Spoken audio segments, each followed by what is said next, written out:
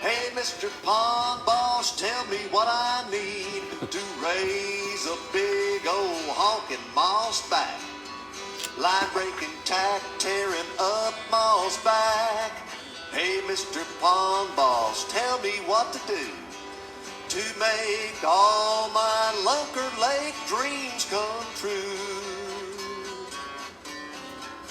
Hello everybody, Bob Lusk coming at you live from the RV tonight down here in Washington County, and just spending some time with grandkids, and I gotta turn this song off again.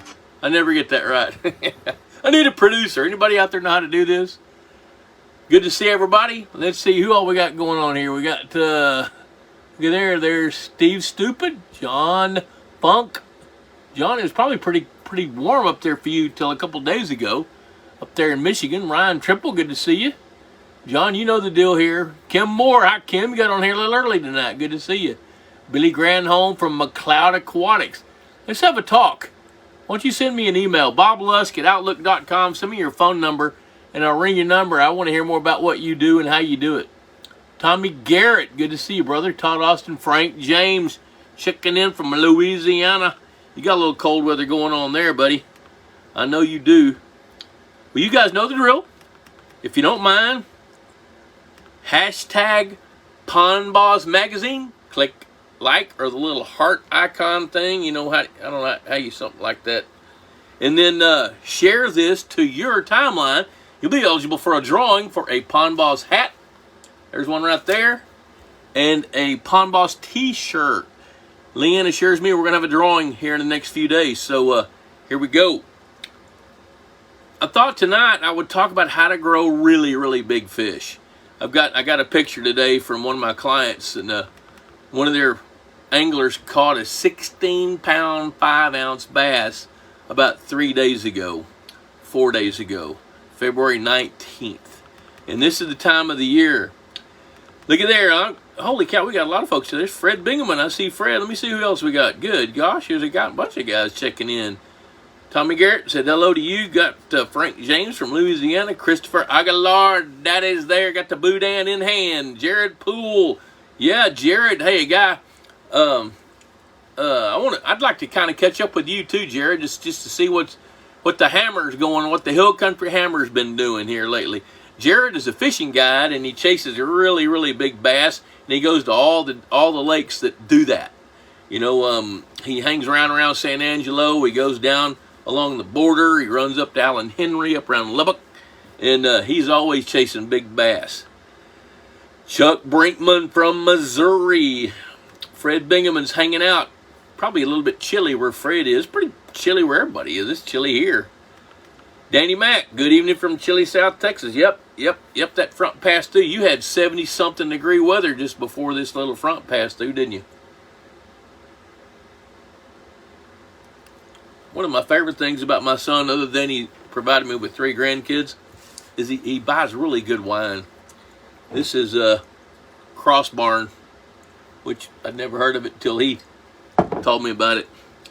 There's Michael Gray, James Allen. James, you've been gone, or I've been gone? No, you've been gone. I'm not gone. I'm here. Here we are at the RV. Michael Gray checking in from Nashville, Tennessee. Todd Austin, Steve Scanlon, stay warm. Yeah, man, I got my hoodie on. I'm staying warm. It's a little chilly.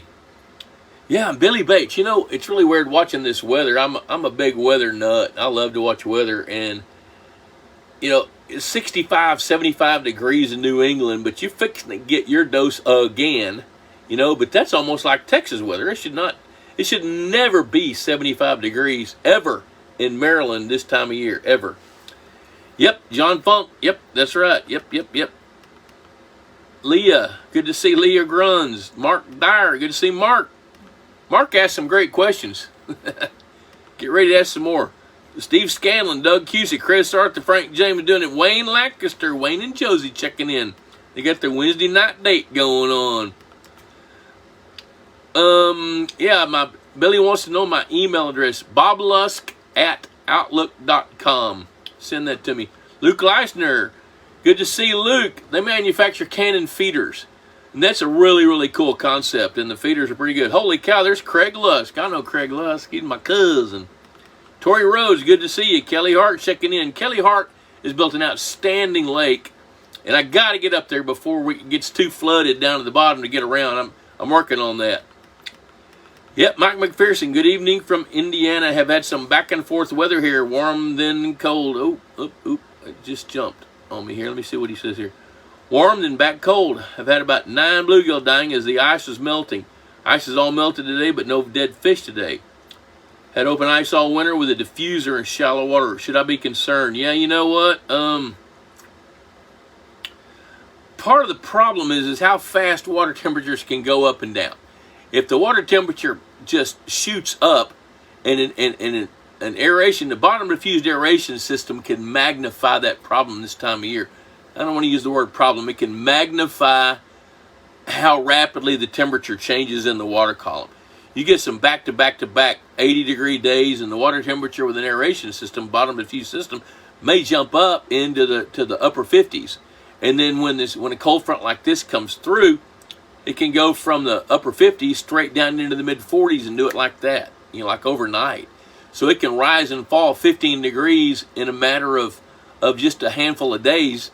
And when that happens, that's stressful to the fish. And so it's not unusual. It's not unusual to see a few fish die when they've got that circumstance going on.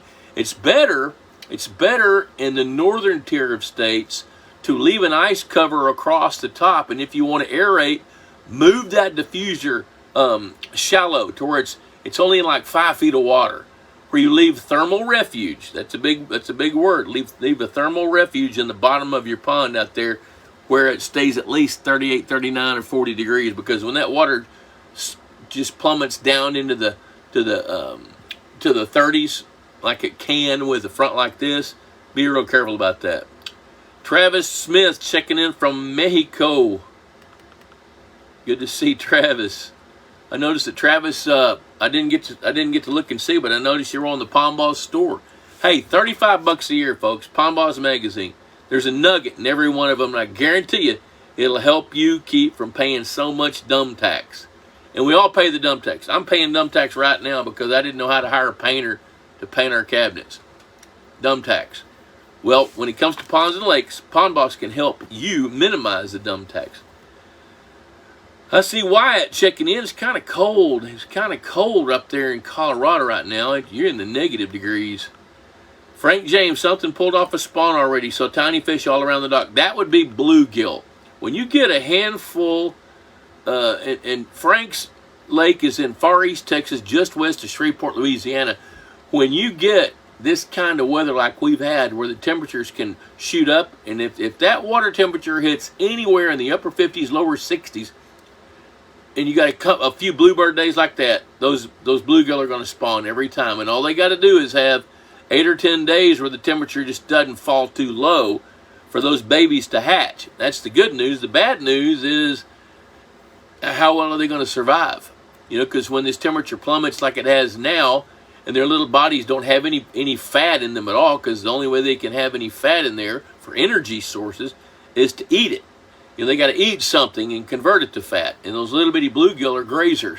They're going to eat little bitty insects, and they're going to eat plankton and things like that. So good luck to them.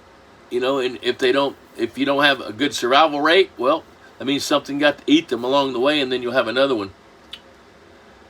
Let's see here. Tory Road saw we have a new world record mean-mouthed bass caught in Texas yesterday. Yeah, I saw that picture.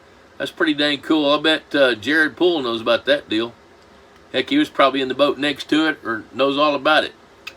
Probably knowing he should have caught that fish, or one of his clients should have caught that fish. Greg Easley, hello from Central Missouri, where we've been in and out of the freezer over the past 10 days, on our way back in. Hopefully the last bitter cold we see this winter. Yeah, I hear what you're saying. If growing big fish is a goal, at what expense does it come? Less fish, lower catch rates. Great question. Let's tackle that. I'm going to come back to it in a minute. During a freeze, should I keep a fountain turned off or leave it on? Pond has an aerator. During a freeze, I would leave the fountain off. And Steve, I don't remember where you live, because where the geography is, that makes a difference on what I would tell you. If you're in South Florida, I'm going to tell you something different than if you live in the middle of Iowa. All right, Travis renewed his magazine subscription. Thank you very much. So I can't retire for at least 2 more years. You know what? I don't plan on retiring. What would I do? Go fishing? I don't see any reason to retire. There's no future in that, really. Mark Dyer, when fish kills occur, what kind of percentage are you looking at? Okay, I'll come back to that one in a minute. Dustin Brown from Pristine Pond Solutions. He's going to promote his business here a little bit. He's going to have an ad coming up in Pond Boss Magazine here, pretty good. So, Steve Scanlon, oh, you're in Peaster. Okay, I know right where that is. Nobody else does, but I know where that is. Peaster is over near Weatherford, Texas. So, yes, I would tell you what, turn your fountain off.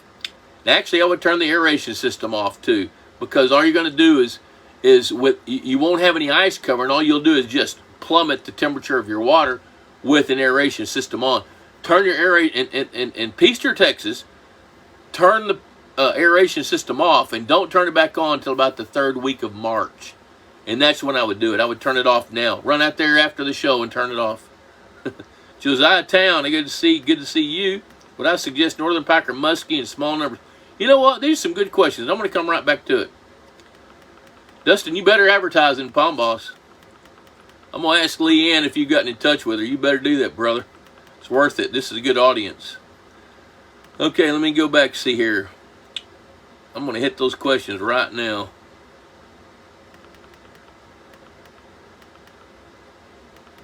Already forgot the question. Something about big fish. Okay, I don't like dead air. I should be talking. Give me a minute. I'm going to go back and find the question about big fish. Oh, here it is. Wyatt. If growing big fish is a goal, at what expense does it come?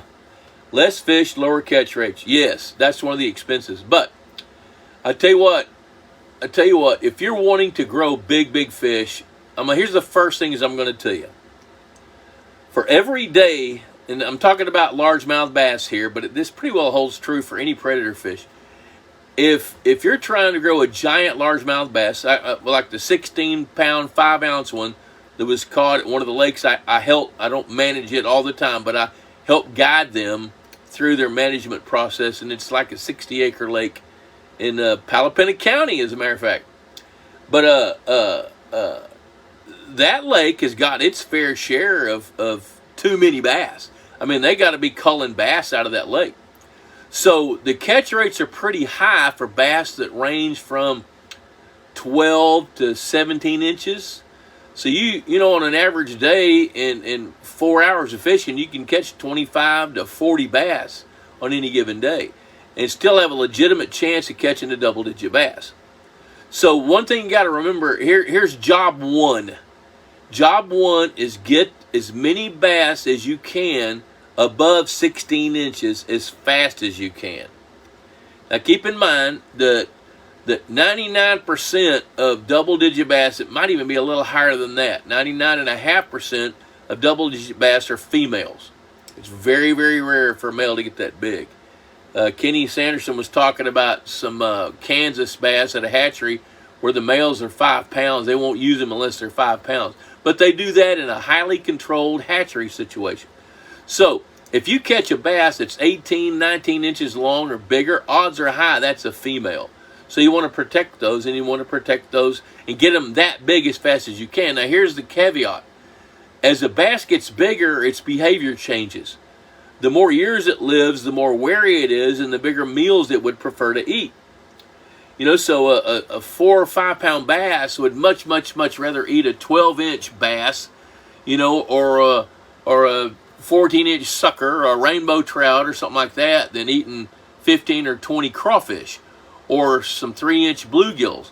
So the hard part is getting them up to 16 plus, 16 and a half inches and bigger as fast as you can. If you can do that in 2 years, then you got a shot at getting those fish, that percentage of fish, on up to big, huge sizes quickly.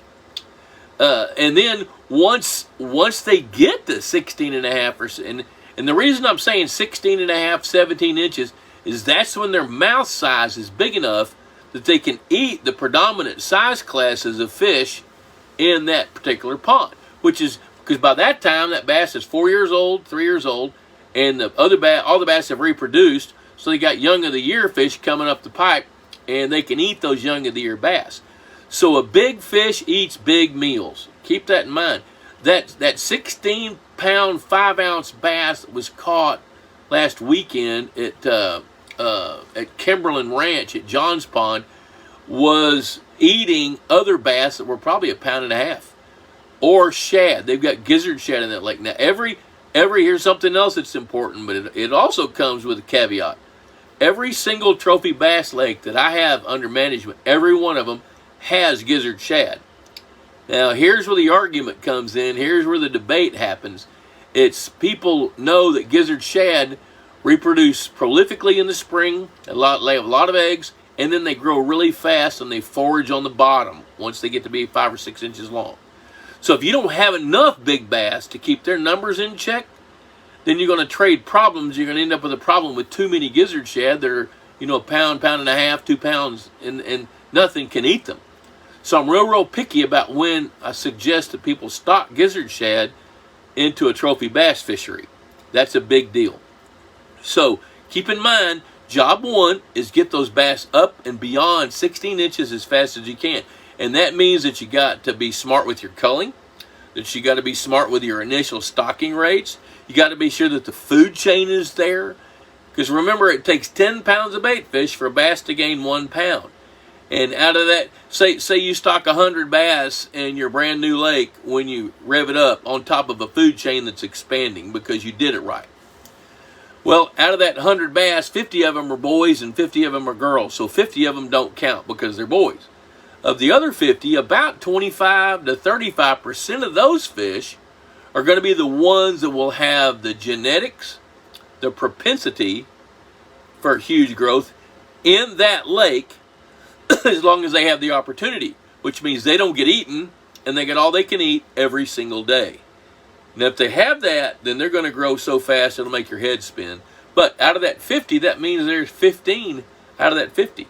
Now, if you're stocking 100 bass per acre and you got 15 out of that 50 that have everything it takes in that environment and with that environment, think about that. 15 bass that if they don't get eaten and everything works out, 15, 16, 18, 12, something in there, that's going to be that many bass in an area as big as a football field. Then also, here's where it gets a little tedious, a little complicated, because what happens when you're trying to grow bass and you're growing them strictly on forage fish, which that's what a natural lake does, is at that point, you're going to grow 50 to 70 pounds of bass per acre. Well, that means you're going to be producing 500 to 700 pounds of forage fish. So you focus on the forage fish. You make sure the water's fertile. You make sure that the bait fish have what they need. You make sure you've got the diversity in the bait fish that you need for that size classes of bass that you're growing. And then your odds of growing some big fish go up. So when you got 15 bass per acre that have everything that they need, then you got to minimize their competition. So, because you got to keep in mind that you're only going to grow 50 to 70 pounds of bass per acre. So if you got 15 bass that have everything that it takes in that acre of water, multiply that by 5 pounds apiece, you're already at capacity.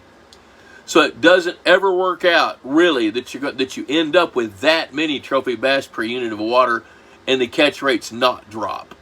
So, yes, it affects the catch rates. However, in lakes like Kimberlin's, where the lake is highly fertile, has good flow rate when it rains, they've got a variety of forage fish, and they are heavily stocked on intermediate-sized bass. Those big bass are feeding on those intermediate bass. So they kind of have the best of both worlds. You can go in that lake and catch 3 to 5 pound bass. You can catch a bunch of 12 to 14s, and then you got a shot at an 8, 9, 10 pound bass, and then the new lake record at 16 pounds and 5 ounces. So there's where I'm going with that. So when you're asking about the expense, I've had guys want to write great big checks to money whip lakes to grow the biggest bass on the planet. And the world record still stands to this day because it ain't that easy. If it was, a bunch of us would have already done it. So there's so many variables. You got to have the best habitat. You got to have the best food chain. You got to have the best food chain all the time. If a 14-inch, and here's where it really gets tricky, because there's this thing called the new lake syndrome. When you stock a new lake and you do it right, that batch of originally stocked bass are going to be the ones that have the very, very best opportunity to get the most double-digit fish that you can get. Because after that, when they start to reproduce, now you've lost control of the numbers. And when you lose control of the numbers, and I ain't met a soul yet, maybe one or two, that are willing to pay the price to do the work to cull enough fish to keep a junior varsity coming up that has a legitimate chance to hit double digits. And so where I'm going with that is, after that initial stocking of fish in years 10, 11, 12, 13, 14, 15, there's not enough fish that have had the opportunity coming up the pipe, even though their genetics are great, to have a chance to get to double digits and beyond, something better than 10 pounds, 12 pounds, 13 pounds. Even though a fish has got what it takes to get to be 16 and a half pounds, if it doesn't have everything it needs to eat pretty much every day of its life, it's going to top out at 10 or 11 or 12, which is a bragging fish in its own right. But where I'm going is like in that first new spawn generation in year 2 or 3, you got so many fish that are growing up into that 10 to 14 inch size class.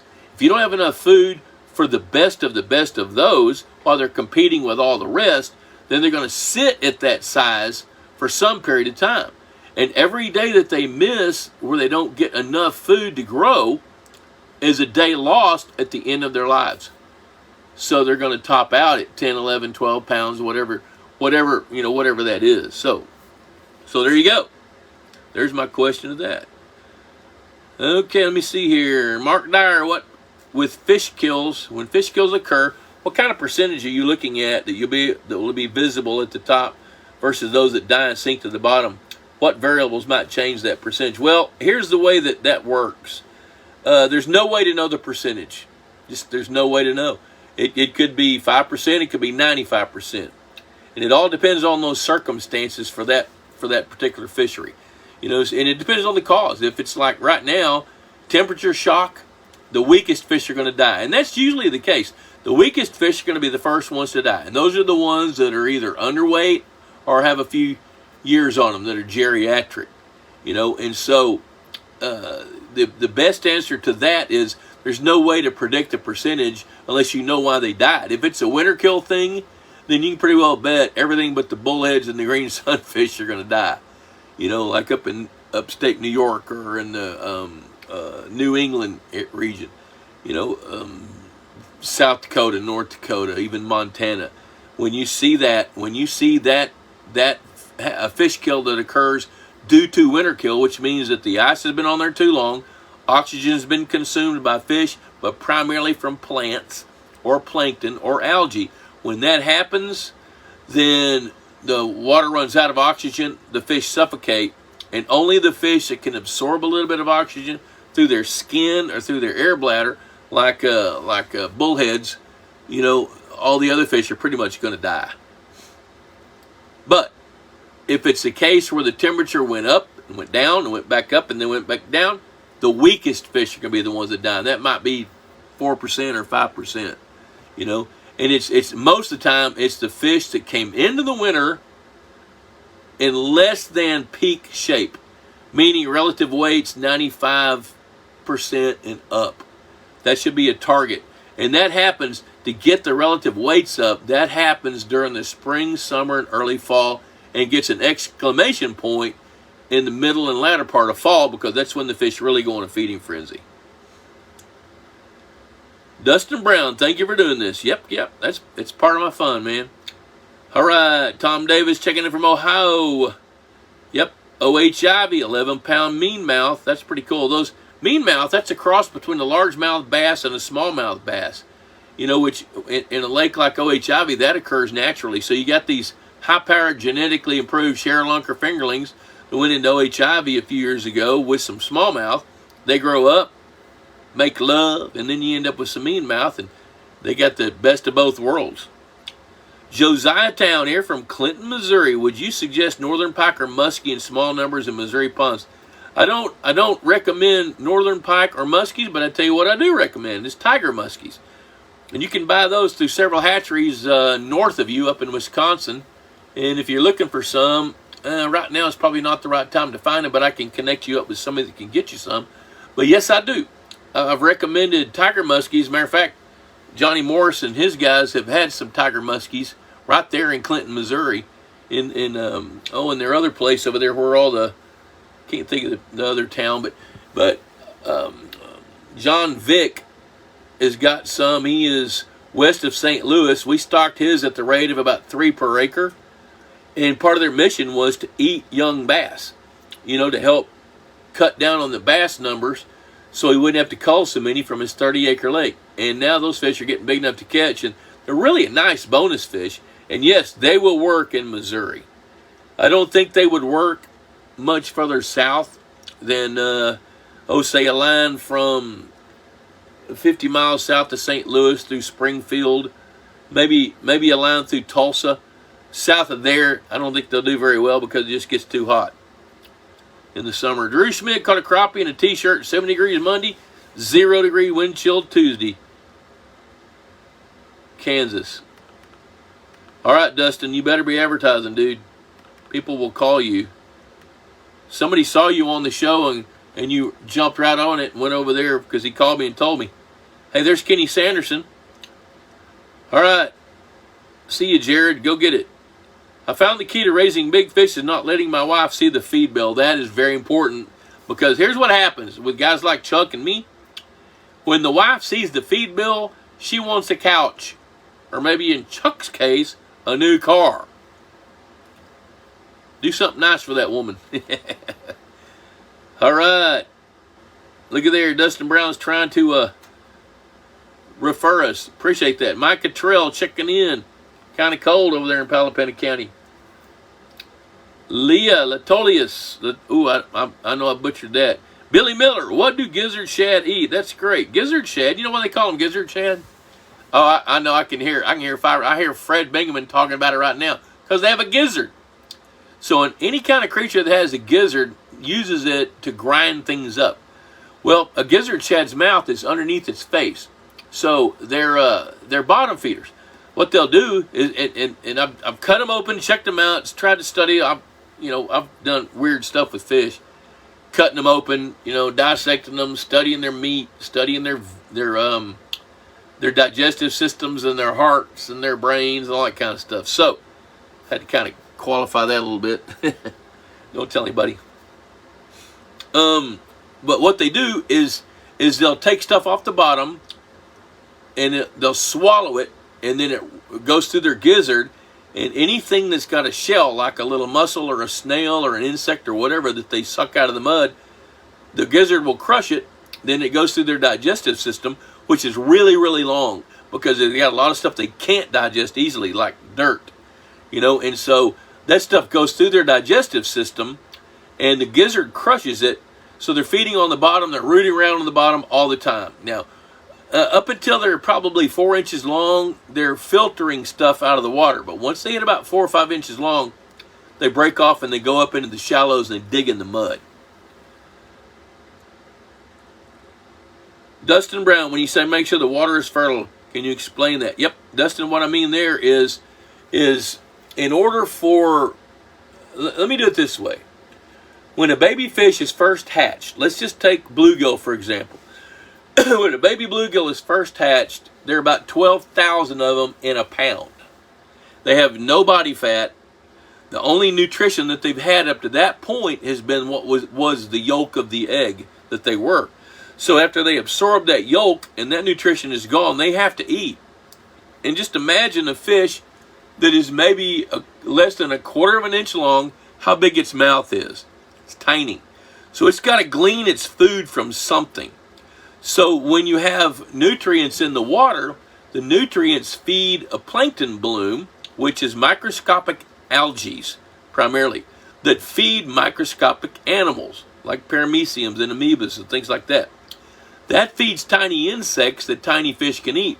So when you have crystal clear water, that water is sterile in regards to growing fish. So adding some nutrients to the water, some fertilizer, if you will, the fertilizer feeds those microscopic plants and animals. It creates a plankton bloom that guys like me try to manage, and avoid blue-green algae and try to grow the best algae and grow good, daphnia and nymph insects, things like that. So that the small fish and bigger insects have something to eat, so they can feed the bigger insects and the bigger fish, which feed the bigger fish, which feed the bigger fish on up the pyramid. So the base of the pyramid is how nutrient loaded the water is to a certain point. Now, the way we monitor that is we judge the color of the water. And when I say the color of the water, a newly fertilized, freshly filled lake will turn kind of a bright green. I'm not going to say a lime green, but a bright green. But then as that algae and that plankton grow in the water, it turns around and feeds, that phytoplankton feeds the zooplankton. And then the water color begins to shift. It goes from like a bright green to a greenish olive to an olive green to an olive brown to a brownish olive to a brown. When it hits brown, that's zooplankton, and they're about to run out of food. So we're measuring the visibility of the water constantly in warm temperatures. And we're shooting in the spring, we're shooting to have visibility of 18 to 24, 28 inches. If we've got that and the water's a good shade of green, then you got a good plankton bloom and it's healthy. And that's what it takes to get the survival rates of your newly hatched fish each spring up. So there you go. That's a good question. There's your answer. Yep. So Hill Country Hammer. That's Jared Poole. He says that before the front hit, we were hitting the primo. What? Yeah, I know. And here it comes. Christopher Aguilar, is 900 bass stocked in the 2-acre lake too much? Yes, it is. But you knew that. 900 bass. Now, okay, so here's what, let's just, I'm not going to just blow past that question. There used to be a crook who died, thank goodness. He didn't say that, did he? There was a crook that invaded our business for a few years, I don't know, a decade or so ago. Ended up going to prison over some of this stuff. And then, but what he would do is he would run an ad in the paper that says free fish. We called him the free fish guy. And I kind of remember his name, but I don't care because he was a crook. So you call him up and he says, yeah, for every fish you buy, I'm going to give you a free fish. But what he didn't tell you is you were paying double for that fish. So if it was a bluegill that everybody else is selling for 35 cents, he's selling it to you for 75 and giving you one. He didn't tell people that. I came in behind him 5 or 6 times to clean up his mess, and one of the messes that he did was he convinced a well-to-do guy from Dallas that just built a brand new pond that saw his ad in the paper, convinced him in a 10-acre lake to stock 20,000 bass in a 10-acre lake. 2,000 per acre. Bass fingerlings. So I thought, oh my gosh, I can't wait to see how that's turned out. And I kind of had an idea, but I wasn't sure because I'd not dealt with one like that. So here's what happened. I took my electrofishing boat over there, and it was in year 3. And I launched the electrofishing boat, went around that lake one time, and it looked exactly like a lake that had been stocked with a couple of 100 bass per acre. The bass were a little crowded, but what happened inevitably was the jumpers, the fish that could grow the fastest in that environment, grew fast, turned around and ate all their cousins and sisters and brothers and all the siblings, ate them. So stocking 900 bass in a 2-acre pond, if they're stocked in as fingerlings, then they're going to get eaten. A lot of them are going to get eaten. Now, if they're stocked in at 9, 11, 12, 13 inches long, they're going to run out of food like in 15 minutes. And then they're going to sit like that and be just exactly like they are now. So, is 900 bass stocked in a 2-acre lake too much? Yes. It's the wrong thing to do. So, but there's a little bit of a backstory to kind of guide you on that. Let's take a minute. Let's talk a little bit about our sponsors. Of course, Palm Boss Magazine is a big sponsor. $35 a year, cheaper than a Friday night date, and it lasts a year. How long does that Friday night date last? Depends on what part we're talking about, right? A couple hours and maybe 24 hours with part of it. And that's it. Then it's gone. No value. This thing has got great value. Now, I know Chris Blood's going to be checking in, and he's going to get on to me if I don't promote myself a little bit. So, if anybody's wanting to design a lake, that's my fun gig right now. That's my favorite thing to do, is help you design a brand new lake. And I'm happy to help you do that. When we first start talking, I don't charge for that till I figure out what it is you want to do, and then figure out what it's worth, you know, to you and to me. And then we'll make a deal, and I'll help you design that lake. Also, you need to know about the Institute of Higher Pondology. Go to pondboss.teachable.com. Now, you're going to pay for that, but I paid for it to get it to where you could pay for it and help you save the dumb tax. There's a lot of premium content that you are not going to find online anywhere. It's 40 plus years of my life, you know, drilled down into a bunch of different videos. Plus, I've got some other experts that are talking about everything from water chemistry to fisheries management to Florida genetics to how to build a lake. And Chico and I are working on one more video that I know we're going to do here in the next 2 or 3 weeks, and then wrap it up probably in another month about how to build lakes. And there's stuff in there that you're not going to read online and that people can't tell you because they just don't know. I also want to thank Purina Mills for sponsoring this show. They make great fish foods. The Aquamax lineup of fish foods grow big fish. And they can make your fish reproduce better because you're getting good nutrition. You know, and so Aquamax fish foods from Purina. Texas Hunter feeders. Best feeders on the market. Customer service is the best. When I order a Texas Hunter feeder from one of my clients, I'll send Chris an email, place the order, ask him or tell him where I want him to ship it. And if he gets that order before 2 o'clock that day, it goes out that day.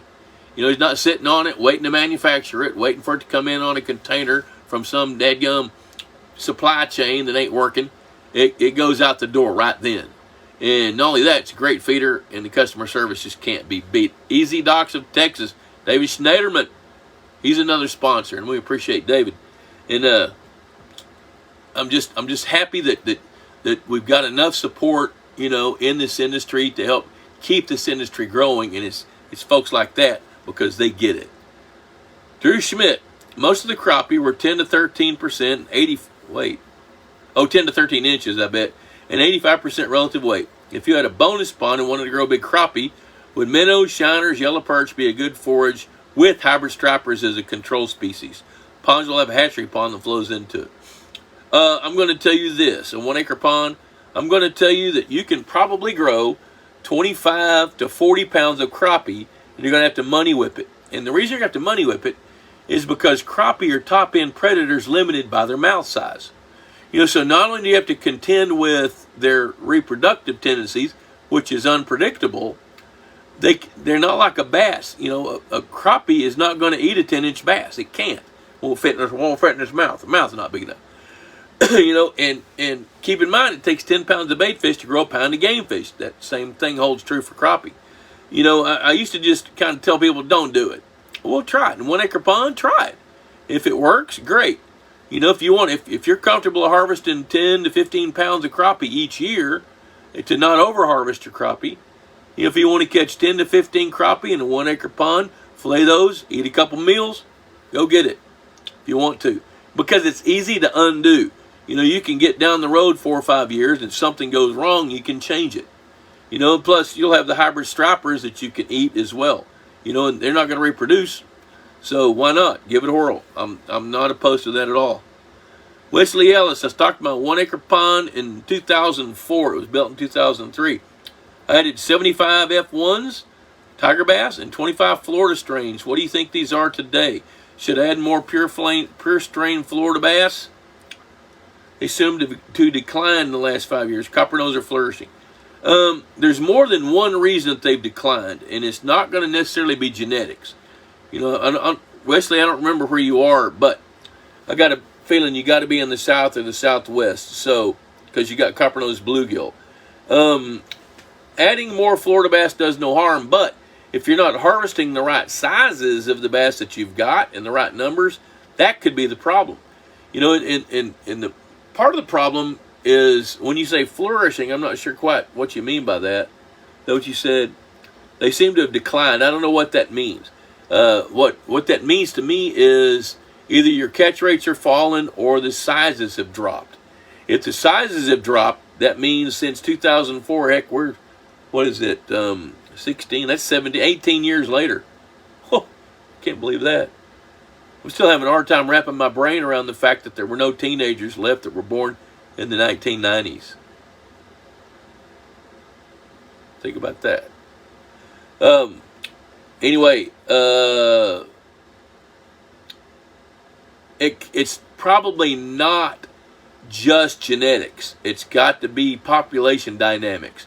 So your bass are running out of food in a certain size range, and if they're not being harvested in a 1 acre pond, you don't have to take out that many. If you take out 20 to 30 bass each year that average a pound apiece, then you're making room for more to come up the pipeline that can grow. And be sure you got the right forage fish as well. Billy Bates. I'm getting behind. I need to ramp it up a little bit. Let's see here. Oop, let me back up here. Billy Bates, Bob, do you believe that a pond is kind of too far gone to grow big bass due to overcrowding? To me, the other predators, do you think that it's worth it to focus on being a trophy bluegill pond? Absolutely. You bet. Because one of the keys to a trophy bluegill pond is having enough bass to keep their reproductive numbers down. I tell you where I've had the best success growing trophy bluegills is in that new lake syndrome. The first ones you stock are going to have the best shot at it. But, you know, and even though they're reproducing in that environment, there's the odds of the best not surviving long enough to get big is pretty high. So that's where I think a hatchery pond is real valuable. Because in each lakes, like take Richmond Mill Pond, for example, they had 2 hatchery ponds, about 1/10 of an acre. We would grow bluegills in those. We did that for like 8 years in that span of time. And we would take those and just feed the heck out of those fish. And they would grow like crazy, and the best of the best would be 4 or 5 inches long when we stocked them into the big lake. Well, those fish aren't going to get eaten by the bass. You know, so now we're recruiting, we're getting the best of the best, and we're recruiting outside the lake in a controlled environment. So, of course, feeding a high-quality feed, yeah, you got to do that. If you don't feed a good high-quality feed, I don't care what you're going to do, your trophy bass are going to be 1.25 pounds, 1.5 pounds. If that's okay with you, that's okay with me. But if you want 2-pound bluegills, I think I said bass, but I meant bluegills.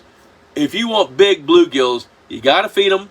I think you got to recruit from outside that population, like with a small hatchery pond, or buy some from a fish hatchery to keep that going on for years. There's Mike Cook checking in. Boy Scouts. Okay, Mark Dyer, can a bass be raised from first year size and power fed lots of forage while in a smaller tank, like say a horse tank up to that 16-inch? No, can't. That won't work.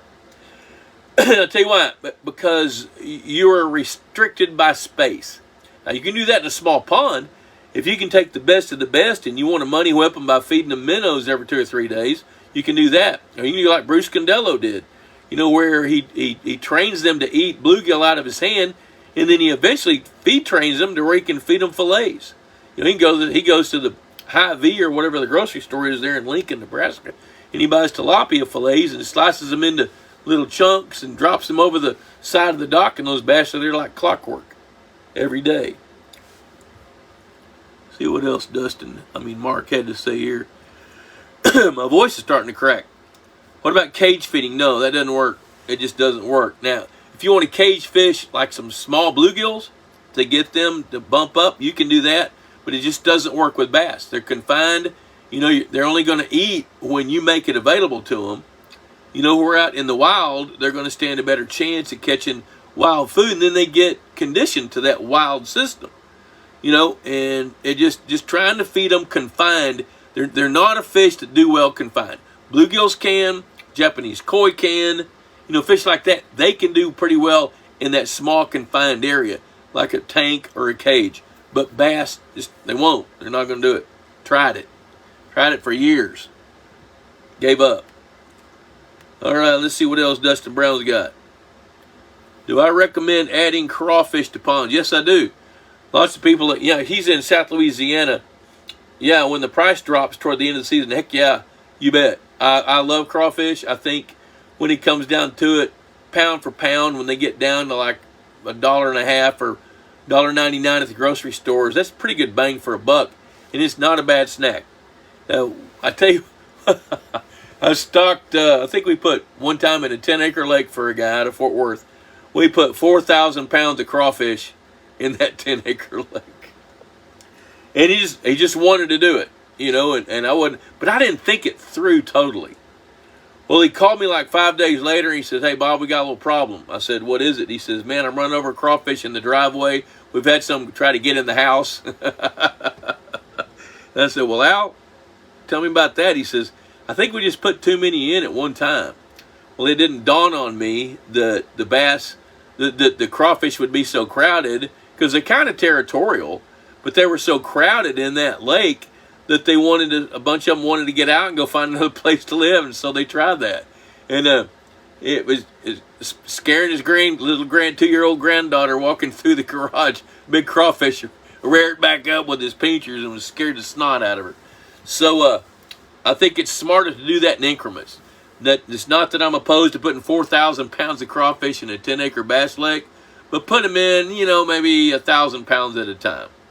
You know, if you're going to spend that much money. So do it in increments. Now, the caveat to that is there's a season. And when the season ends, it's over.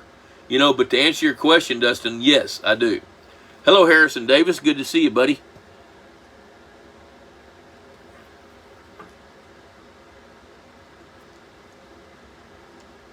Okay, let's see here. Leah, husband bought a Texas 100 feeder, so I bought new lamps. See, that's what I'm talking about. That's a fair trade. Lamps for a feeder. I'm all over that. All right, let me see here. I'm so glad you guys are sharing this. Okay, holy cow, I'm running out of time here. Let me see this.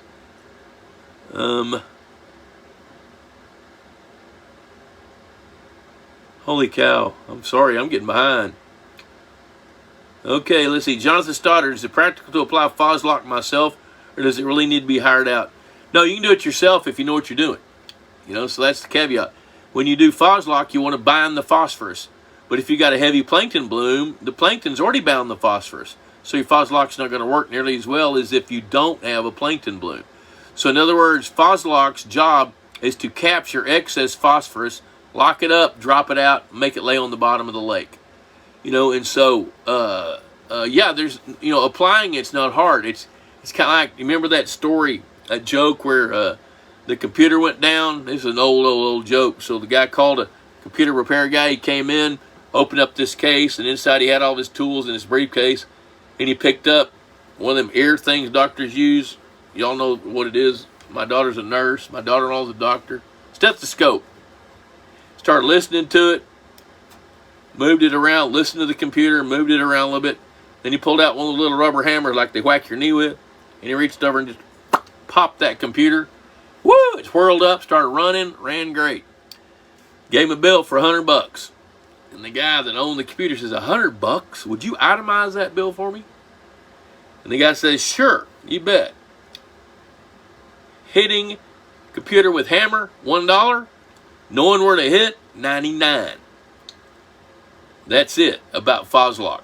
You can put Foslock out, but what you got to figure out is how much do you need? What's the best way to put it out? And do you do it? You got to do it when you don't have a plankton bloom. If you have a plankton bloom, kill the plankton bloom and then do it. Or blue-green algae bloom, whatever it is. So I do think you need some professional counsel on when to do it, but actually doing it, there's no reason you can't do it. Billy Granholm, how do you approach stocking a lake that was stocked in the past, but the previous stocking information is unknown? The previous stocking information is irrelevant. What's relevant is how it's evolved to that point. So what you have to know is you need to assess it where you have good data. So you need to know bass numbers, lengths and weights, ratios.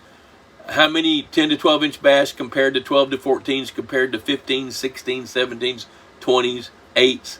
So if you can see those ratios and then compare that to their body condition and compare all that to the existing forage fish and how many size classes of those you have, then you can make a decision on what to stock, if anything.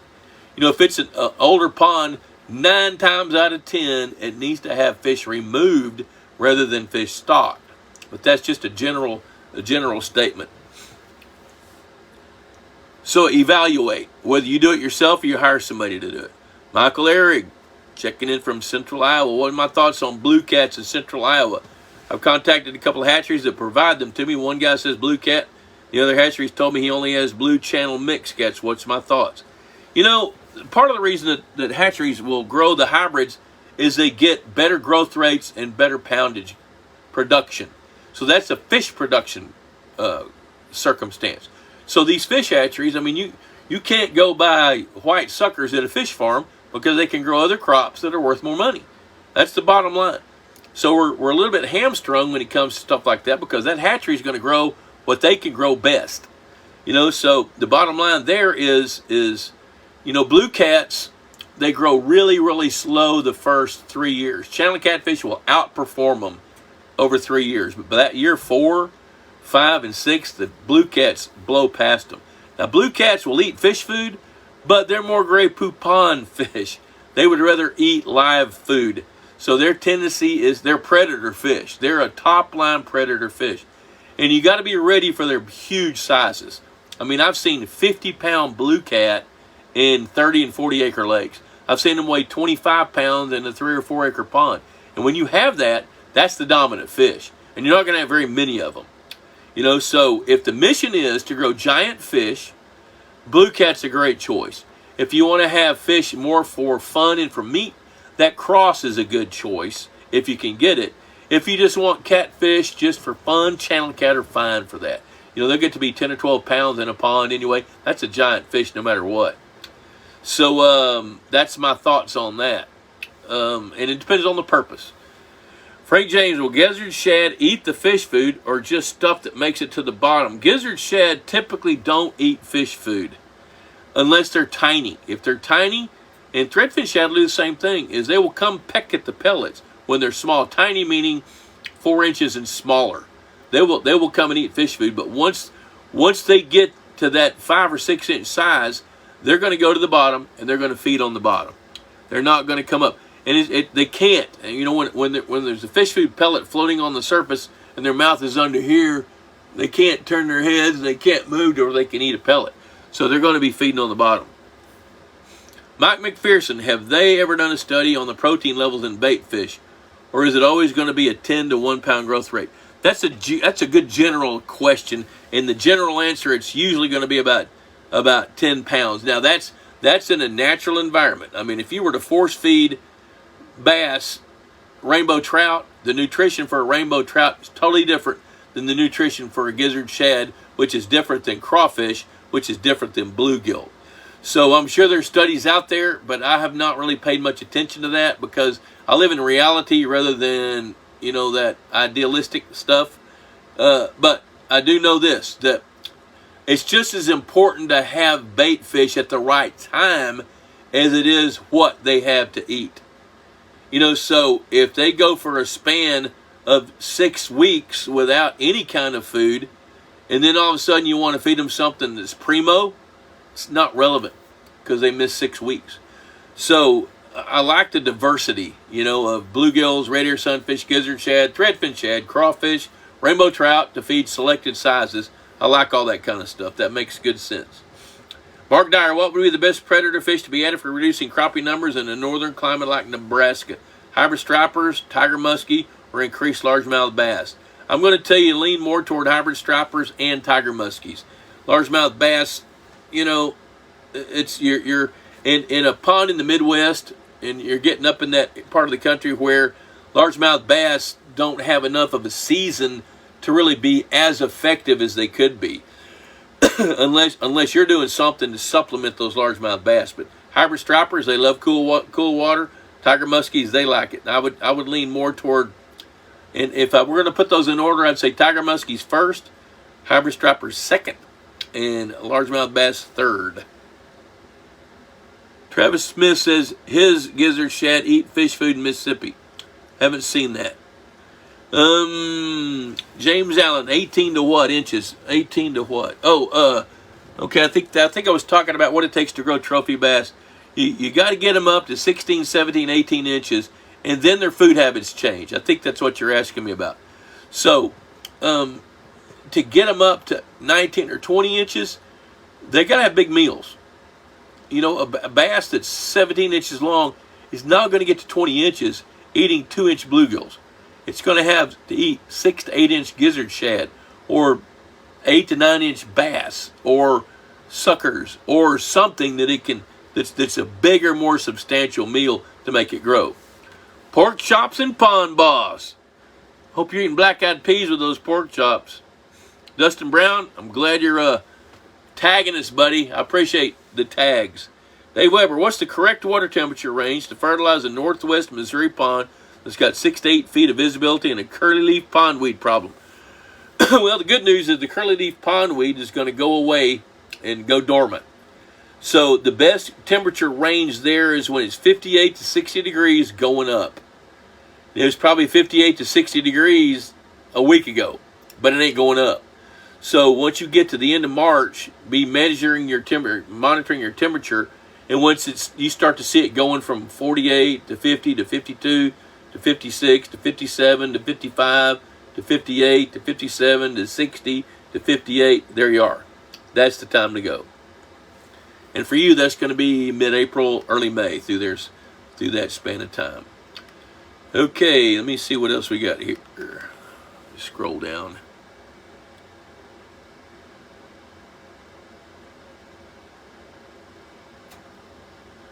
Yeah, Kenny Sanderson's looking forward to getting 30, 40. Yeah, I bet you're in the negative number right now. Yep, Greg Easley, lamps for a feeder. That's what you call the spousal equity tax. Well, my wife is getting a house, new paint job, cedar all over the house, and a swimming pool. What's that worth? Holy cow. I see Kevin Bjornson checking in from Iowa. Good to see him. He's in the pond management business. Friend him. Everybody, right now, friend him on Facebook. Or wait another 3 minutes and do it after the show. All right. Pond Boss Magazine. Let's see here. Harrison Davis gets his tigers from Tiger King. Yeah, Tiger King really wants out. I wish he could get out. He's a kind of a character.